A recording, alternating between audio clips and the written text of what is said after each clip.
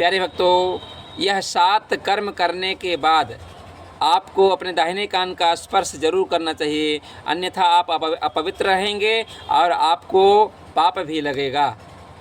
प्यारे भक्तों, वे 7 कर्म कौन कौन से हैं? आइए आज के इस वीडियो में हम इन 7 कर्मों के बारे में चर्चा करेंगे। आप लोग वीडियो को पूरा अवश्य श्रवण कीजिएगा। और आप लोग अगर हमारे YouTube चैनल पर पहली बार आए हैं तो हमारे YouTube चैनल श्री सीताराम सेवा पथ को जरूर सब्सक्राइब कीजिएगा। आपको ऐसे ही वीडियो प्राप्त होते रहेंगे। नमस्कार, मैं हूँ पंडित श्री विवेकानंद शास्त्री जी। आप सभी का हार्दिक स्वागत, अभिनंदन, वंदन। चलिए प्यारे भक्तों, प्रारंभ करते हैं। वे 7 कर्म कौन कौन से हैं जिसके हो जाने पर आपको अपने दाहिने कान का स्पर्श जरूर करना चाहिए?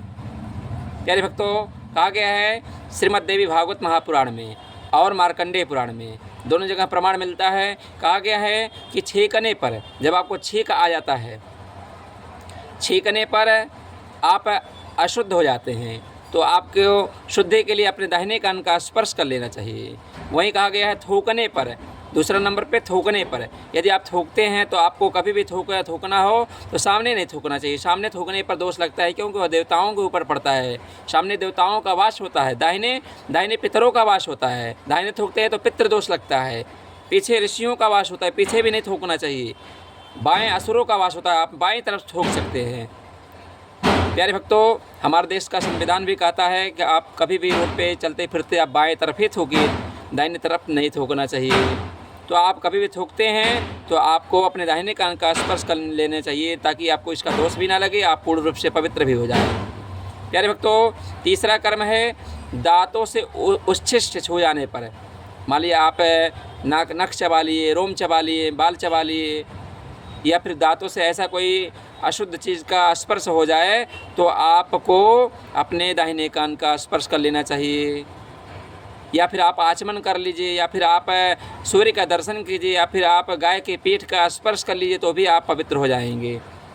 तो उसको आपका इस चीज़ का दोष आपको नहीं लगेगा। फिर आपके चौथे नंबर पे आता है कि मुख से असत्य भाषण। कहा गया अचानक से आप झूठ बोल दिए। कभी आपकी वाणी से, आपके मुख से ऐसी वाणी निकली जो दूसरे को कष्टकर है, कष्टदायी हो गया। जो आपको नहीं बोलना चाहिए ऐसी वाणी आपके मुख से निकल गई, अपशब्द निकल गए, तो आपको पश्चाताप के लिए अपने दाहिने कान का स्पर्श कर लेना चाहिए, या फिर गाय की पीठ का स्पर्श कर लेना चाहिए। आचमन, सूर्य का दर्शन, गाय के पीठ का स्पर्श और कानों का स्पर्श, सबसे उत्तम, इन सब में सबसे उत्तम कान का स्पर्श, अपने दाहिने कान का स्पर्श कर लेने से यह सबसे उत्तम माना गया है। पाप भी नहीं लगता है और आप पूर्ण रूप से पवित्र हो जाते हैं। प्यारे भक्तों, आपका आगे कहा गया है उल्टी होने पर, वमन मतलब उल्टी, आप उल्टी कर देते हैं तो भी आप अपवित्र हो जाते हैं, अशुद्ध हो जाते हैं। तो पवित्रता के लिए अपने दाहिने कान का स्पर्श कर ले, या फिर आप आचमन, सूर्य का दर्शन, गाय के पीठ का स्पर्श करें, तो आपको कोई दोष भी नहीं लगेगा, आप पूर्ण रूप से पवित्र भी हो जाएंगे। और कहा गया है अस्पृश्य का स्पर्श हो जाने पर, जो चीज़ नहीं छूना चाहिए, मांस, मदिरा इत्यादि, वो आप छू दिए तो आपको दोष लग गया। तो इस दोष से मुक्ति के लिए आपको अपने दाहिने कान का स्पर्श कर लेना चाहिए। और प्यारे भक्तों, इन सब चीज़ों पर आपको पतितों से बातचीत हो जाने पर भी आप अपने दाहिने कान का स्पर्श कर लेना चाहिए। ऐसा करते हैं तो आप पूर्ण रूप से पवित्र हो जाते हैं और आपको इन सब चीज़ों का पाप नहीं लगता है, आप इन सब दोषों से मुक्त हो जाएंगे।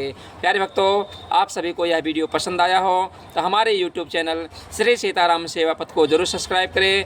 आप सभी को जय जय श्री सीताराम। आप सभी का दिन मंगलमय हो। मैं हूँ पंडित श्री विवेकानंद शास्त्री जी। आप सभी का हमारे YouTube चैनल श्री सीताराम सेवा पथ में हार्दिक स्वागत, अभिनंदन, वंदन। जय जय श्री सीताराम।